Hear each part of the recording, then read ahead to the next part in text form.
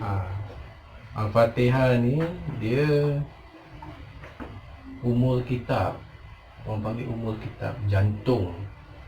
Segala macam doa kita boleh guna. Kita boleh pakai Al-Fatihah macam-macam. So hari ni malam ni kita nak baca kisah Nabi ni. Kita nak baca pasal apa Hari tu pasal apa? Pasal matahari. Pasal matahari dan bulan yang Rasulullah cakap walau dia letak matahari tangan kanan, bulan tangan kiri, dia tetap teruskan dakwah kan. Ingatlah. Baguslah kakak. Kakak ingat. Nak ingat tak? Nak tak ingat? Kan? Datang lama.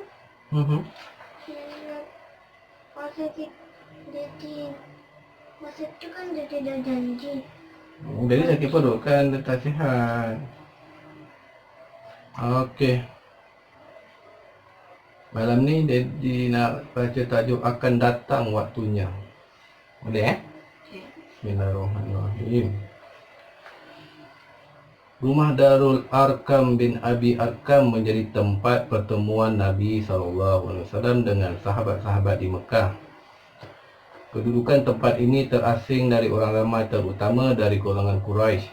Di sinilah baginda menyampaikan ceramah-ceramah tauhid, menggembirakan hati pengikut-pengikut agama Islam dan berbincang tentang rakan-rakan mereka yang disiksa oleh orang-orang Quraisy.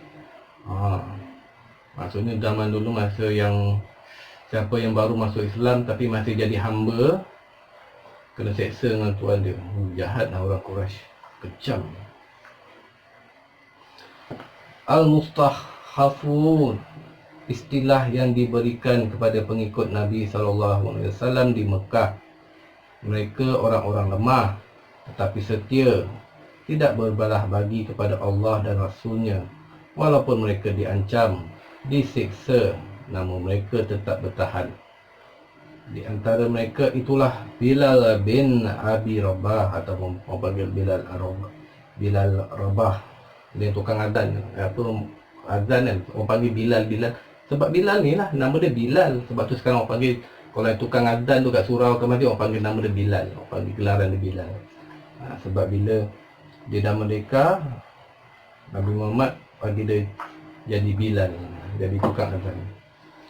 Ammar bin Yasir, Khabab bin Arati, Syuhaib Rumi, Amir bin Fuhairah, Abu Fakihah, dan lain-lain lagi dari pihak kaum lelaki. Manakala dari pihak kaum wanita ialah Lubainah, Zunairah, Nadiah, Ummu Unais, dan beberapa orang lagi. Mereka itu mengalami penyiksaan sehingga di luar dari peri kemanusiaan. Namun tidak sedikit pun keimanan mereka luntur. Orang dulu kan dia kena seksa macam mana tau. Dia baring kan dekat atas padang pasir kan. Dia letak batu banyak, batu besar kat badan. Sakit dah. Pasal batu panas. Pasal dia potong mana? Lepas tu dia ada yang dia cala-cala kan, buat macam luka-luka kan. Kena sebat lagi. Jahat orang Quraisy. Di samping itu pula, dari golongan mereka yang terhormat memeluk Islam seperti Khadijah, Abu Bakar Siddiq, Ali bin Abi Talib, Zubair bin Awam, Masyab bin Umair, dan lain-lain lagi. Di kalangan mereka pun mengalami penyiksaan, malahan ada dari kalangan keluarga mereka sendiri turut memusuhi Islam. Kedua-dua golongan inilah yang disebut sebagai As-Sabiqunal Awwalun, iaitu pelopor iman di Mekah. Mereka mengalami perlakuan yang kasar dari Quraisy seperti mana yang dialami oleh baginda Nabi SAW. Pada suatu ketika baginda berada di lingkungan Kaabah, baginda didatangi oleh Khabab bin Arati yang dalam keadaan kepedihan kerana disiksa tuannya. adakah engkau tidak akan berdoa kepada Allah? Tanya Khabab. Demikian Khabab bertanya kerana ingin agar Nabi SAW berdoa kepada Allah. Demikian beratnya penyiksaan Quraisy yang mereka tanggung kerana memeluk Islam. Inilah yang terlintas di hati Khabib. Apatah lagi beliau pernah diseksa oleh tuannya dengan besi panas. Besi tu kalau panas dia panaskan ke api kan, dia seksa, dia cucuk sana, dia cucuk sini, sakit tak? Dah panas, dia cucuk lagi. Dahsyat tau. Kuat orang dulu. Dia punya dugaan dia. Dia tu jahat dia. Orang Quraisy jahat lah. Dia jahat, dia kejam. Mendengarkan kata-kata Khabab itu, baginda Rasulullah terus terduduk dan wajah baginda berubah marah. Tanda tidak memperkenankan anjuran Khabab itu. Wahai Khabab, orang-orang terdahulu sebelum kamu ini mengalami siksaan yang lebih lagi. Ada yang dicakar tubuh mereka dengan besi. Ada juga daging dan urat saraf mereka. Tetapi pendirian mereka tidak berubah. Ada yang digergaji kepalanya sehingga terbelah dua. Namun tidak, beliau berpaling dari agamanya.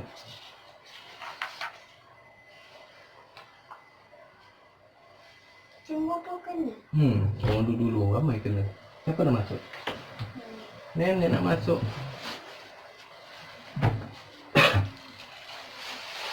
Sebenarnya keterangan Nabi SAW itu mengandungi makna yang mendalam sekali. Bahawa kejayaan Islam tetap akan datang dan keamanannya sehingga terjamin perjalanan seorang yang bermusafir. Tetapi baginda mengenangkan bagaimana orang-orang terdahulu mempertahankan iman mereka walaupun diseksa dengan amat kejam sekali. Penderitaan itu adalah jambatan emas menuju kejayaan.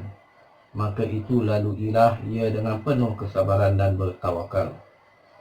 Nabi SAW tidak mahu cepat-cepat mengangkat tangan memohon pertolongan Allah. Tetapi baginda menyedari akan penyiksaan yang bertambah sengit dan diperhebatkan ke atas mereka yang memeluk Islam.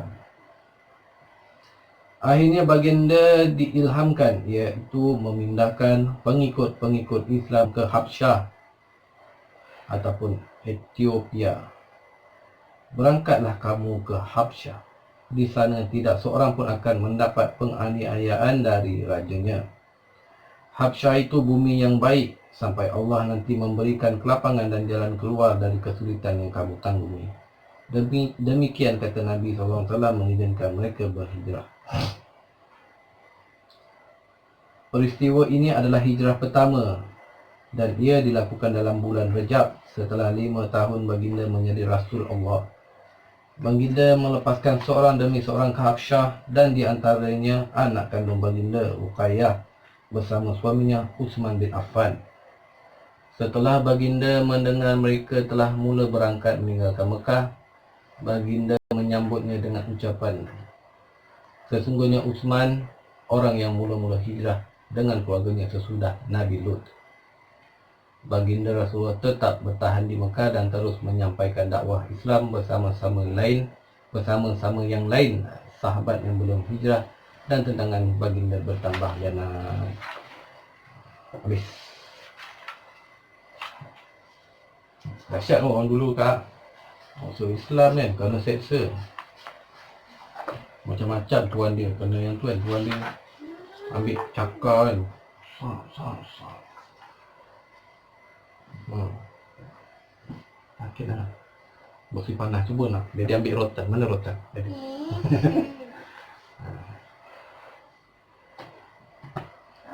Neraka lagi panas. Memanglah. Sebab tu Nabi cakap orang dulu dengan dugaan dia lagi kuat. Kan? Tapi dan lepas tu dia suruh pergi berapa orang kan pergi ke hijrah lah. Okey. Esok cerita lain lah